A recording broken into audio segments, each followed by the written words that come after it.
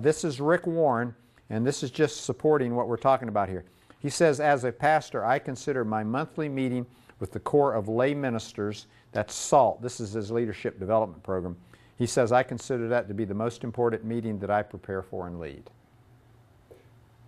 Wow, that's pretty strong.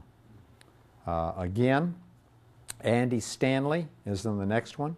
Several years ago, Andy says, I concluded that 80% of my professional productivity flowed from 3 activities: corporate vision casting, corporate communication, and leader development.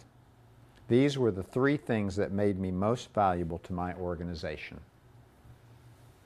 Leadership development. So apparently he's doing some of it there.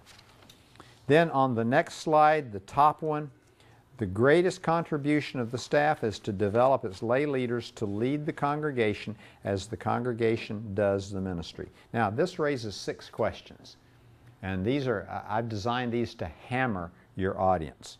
Number 1, do staff know how to intentionally develop leaders? What is the typical answer you're going to get to that? No. I would be, if they said yes, I'd say, wait a minute, you sure? I want some evidence for that. And Aubrey, that is because you would contend, at least I would, that is because we're enamored with programming. Depends on what we mean by programming. Okay. Former discussion. We just don't.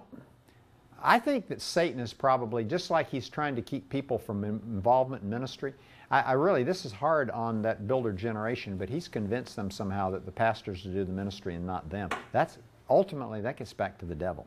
And I think what the devil has done is he's convinced us, he's not convinced us, he's just, we don't think about leadership. Now in some places it happens regardless, and leaders are developed, but we're talking about intentional leadership development.